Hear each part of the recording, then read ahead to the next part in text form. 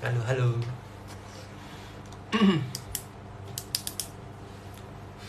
Halo, bos. Salam cuan. Oke, teman-teman, selamat malam semua. Apa kabar? Gimana tradingannya?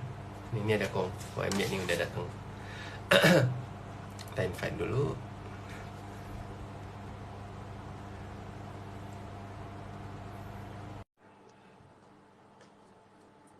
Halo, halo. Halo, Halo, kok. Halo, kok. MG. Apa kabar, kok? baik Han, gimana kabarnya Han? Baik, baik, baik. Gimana, kok? Ini baru balik ya akhirnya. Iya, akhirnya balik, capek anakku. Iya. Jadi, oke guys. Jadi hari ini kan harusnya kemarin karena ada kendala teknis segala macam, jadi kita undurin dulu jadi ke malam ini gitu guys. Jadi nah, ini kita akan ngobrol sesuai dengan topik yang apa ya, yang udah kita share soal IEP atau dan juga IEV. Jadi IEP itu indicative equilibrium price dan juga indicative equilibrium volume gitu. Nah, nanti kita akan bahas lebih lanjut. Terus fitur-fitur ini kan sebenarnya masih baru ya, kok masih baru di Yes. apa, Hmm. di bursa kita ya gitu ya.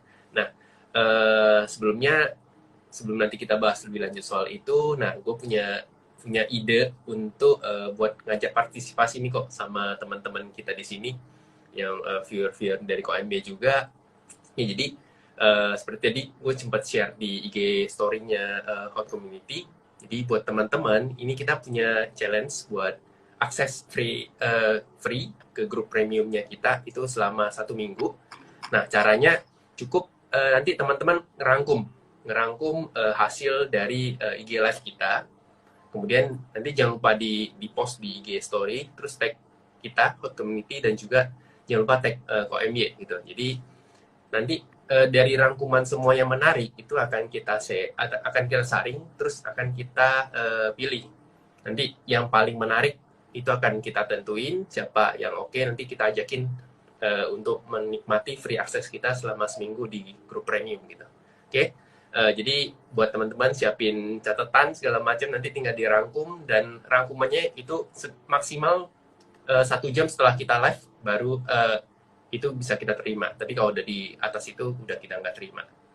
Oke, oke, thank you semuanya. Jadi kok kita ini sebelum kita bahas ke topik nih, kok gue pengen soal market nih. Ini kan kayaknya hari ini juga keluar kok data inflasi ya. Dimana secara bulanan kita deflasi, tapi walaupun inflasi masih cukup oke lah secara year to year. Nah, ini Ko MY melihatnya apakah ini udah ada indikasi terkait soal kondisi ekonomi kita udah mulai goyang, atau eh, udah nggak sebagus yang mungkin kita prediksi di beberapa bulan terakhir nih kok.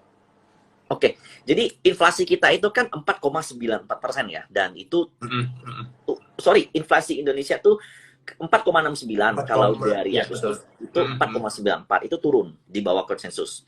Tapi meskipun ini masih ideal, range BI itu 2% sampai 4%.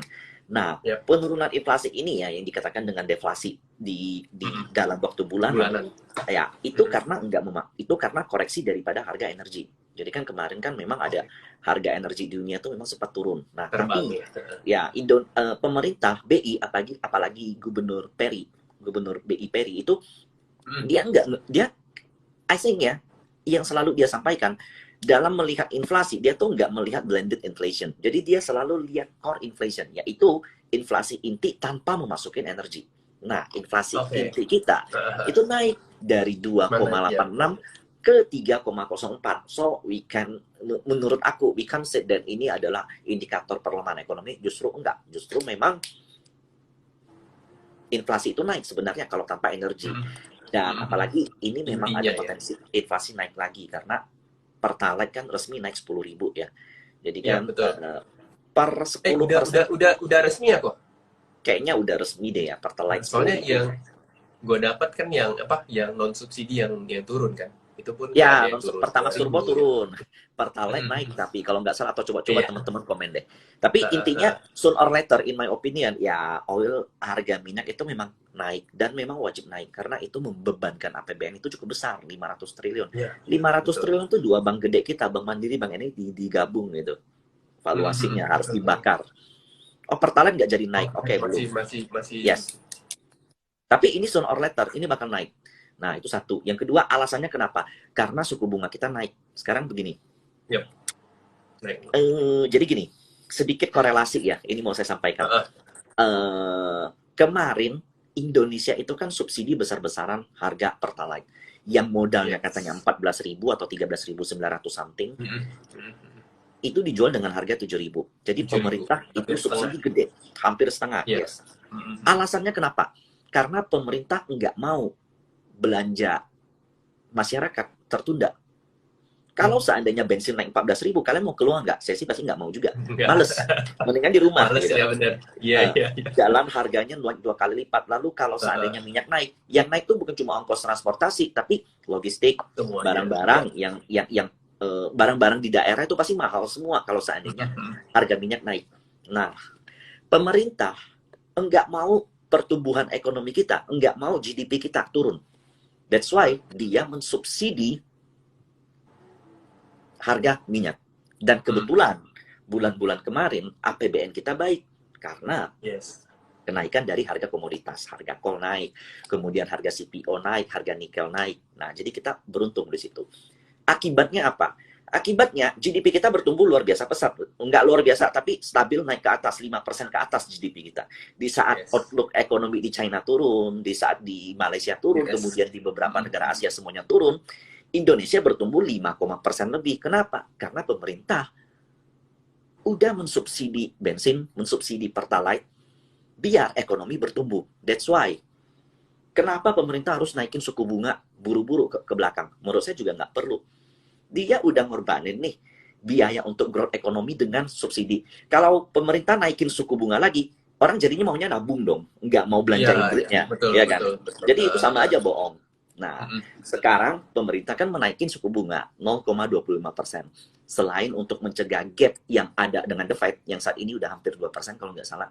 Yes. Kita berapa? 3,5 ya, Hani? Kita 3,75. 3,75. Yes. Nah, itu juga karena menurut saya sebentar lagi akan ada kenaikan harga minyak. Kenapa? Karena kalau harga minyak naik, suku bunga nggak dinaikin, inflasi bakal gila-gilaan. Itulah yang akan terjadi di US. Suku bunga tetap rendah, 1,7%, 1,5%, 1,7%. Ya, kurang lebih waktu itu. Harga minyak naiknya luar biasa. Apa yang terjadi? Inflasi gila-gilaan. Orang nggak mau nabung karena interest rate murah. Tapi harga barang mahal. Nah, inflasi gila-gilaan. Nah, pemerintah nggak mau seperti itu. Jadi, kenaikan suku bunga itu tujuannya untuk meredam inflasi. Nah, sinyal yang diberikan pemerintah dengan kenaikan 0,25, so I think ya, naiknya nggak agresif, itu berarti pemerintah akan menaikkan harga bensin atau harga minyak, tapi nggak agresif. Itu yang menurut di pandangan saya. Karena, dan ini efeknya apa? So, in my opinion, ya, di dalam short term, baik. Long term itu bakal baik untuk APBN, tapi short term ya mungkin investor bakal takut. Kenapa? Karena dengan naiknya interest rate, maka ekonomi bakal agak sedikit terhambat. GDP juga agak sedikit terhambat. EPS akan sedikit terhambat. That's why, ya mungkin dalam waktu singkat, kalau kenaikan suku bunga terlalu kencang, itu akan ada efek yang kurang baik untuk market. Tapi in long term, always good. Gitu. Ya, betul. Ya, mungkin ini impact short term-nya ya pasti setidaknya. Tapi gue juga melihat satu sisi itu mungkin juga rupiah pengen diimbangin sama ini ya, sama US dolar ya, terutama ya. Karena gue lihat ini kan setelah simposium The Fed kemarin kan, berarti sebelumnya tuh BI itu udah mulai memprediksi kayaknya dari sisi US pun bakal lebih masih tetap agresif lah, karena dia lihat inflasi mereka turun, kemudian indeks keyakinan konsumen confidence ya, consumer confidence-nya juga tinggi kan gitu. Jadi harusnya CCI. mungkin dari korelasi itu sehingga salah satunya mungkin ya BI memutuskan untuk menaikkan juga, walaupun ya itu seperti kata KMB tadi, nggak agresif tapi cukup mengimbangin rupiah aja, karena kan salah satu yang mungkin dipertimbangkan harus rupiah pun harus dijaga juga ya kok. Karena kalau Bener nggak gak sih? bisa jebol kita punya apa ya, Karena iya ya, bonds kita bisa jebol kalau seandainya rupiah nggak dijaga. betul.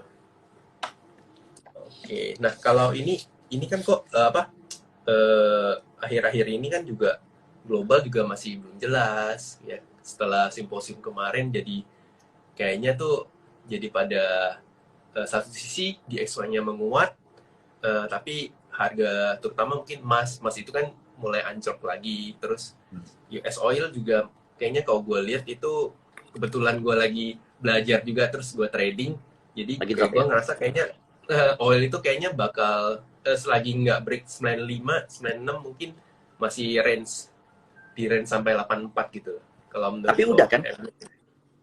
Kemarin kalau nggak salah gagal turun US oil, US oilnya ya masih di 87 kan Oke. kemarin. Iya, nggak kirain tuh, gue kemarin liatnya kayaknya bisa tembus tes lagi ke arah 100, tapi kayaknya nggak kuat gitu, akhirnya turun lagi.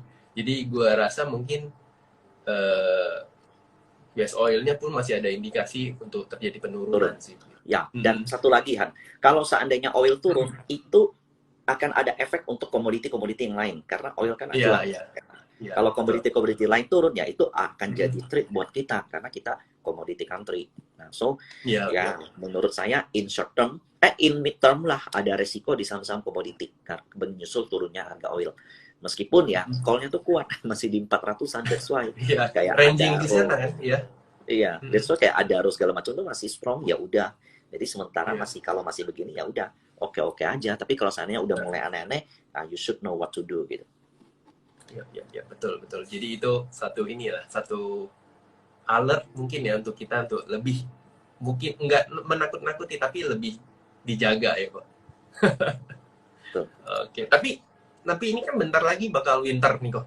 Nah ini Ya, itu harusnya bisa mempertahankan harga komo juga ya, terutama ya mungkin itu batu di bara ya. itu. Menurut saya tuh di Q4 Ya, seandainya ada drop. Jadi kan kalau nggak salah seasonality, coba saya lihat ya bentar ya. Seasonality IHSG itu September itu September rata-rata biasa koreksi. koreksi. Iya, Iya, November juga biasa koreksi. koreksi. Nah, menurut Eh, saya kalau musim winter itu di Desember itu akan bagus untuk saham call, apalagi kalau seandainya